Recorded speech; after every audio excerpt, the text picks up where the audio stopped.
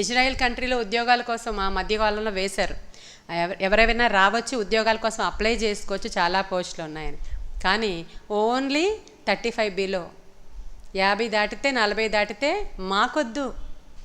ఈ లోకంలో ఒక కంట్రీకి వెళ్ళడానికి కూడా, అంటే అన్ని క్యాడర్స్ వాళ్ళు అక్కడ నర్సింగ్ చేయడానికి, కేర్ టేకర్స్గా ఉండడానికి, వాటికి కూడా ఈ ఏజ్ వాళ్ళు వద్దంట. చూసారా?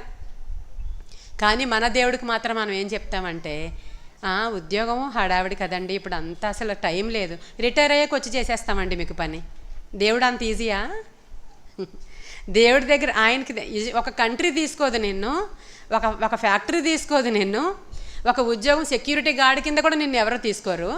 కానీ దేవుడి దగ్గరికి మాత్రం ఖాళీ లేదు, ఇప్పుడు మరి నేను చాలా బిజీ కదా, నన్ను యవ్వనంలో ఉన్నాను కదా, నేను ఇప్పుడే జాబ్లో జాయిన్ అయ్యాను కదా, నేను ఇప్పుడు చదువుకుంటున్నాను కదా, ఇప్పుడు కాదు కానీ నాకు వయసు అయిపోయాక వస్తానంటే దేవుడు అక్కడ ఖాళీగా కూర్చొని ఉన్నారు మీకోసం.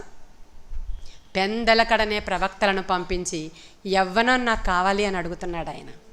యవ్వనంలో నా కాడి మోయిట నరునికి మేలు, నా భారం చాలా తేలిక, నేనేం మిమ్మల్ని మీ మీద పూర్తి భారం పెట్టను, మీరు వస్తే నేను మీరు కలిపి పనిచేద్దాం అంటాడు ఆయన. హల్లెలూయా. మనం దేవుని సన్నిధిలోనికి వచ్చినప్పుడు రాజవంశములో రాజోద్యోగము చేయడానికి నువ్వు సిద్ధపడి వస్తే నిన్ను రాజుగా చేస్తాడంట ఆయన. దేశం యొక్క ఉన్నత పర్వత శిఖరాల మీద నేను మిమ్మల్ని అధిరోహింపజేస్తానంటాడు. కానీ ఈ లోకం నిన్ను పిలుస్తూ ఉంటే చాలా అట్రాక్టివ్గా ఉండి అటువైపు నువ్వు వెళ్ళిపోయి తర్వాత డెస్టినేషన్ ఏంటో తెలుసా మీకు? ఇదే నిరవంజి చెట్టు దగ్గర కూర్చోవడమే. నిరవంజి చెట్టు దగ్గర కూర్చుంటే నిరాశ, నిస్పృహ, ఏడుపు,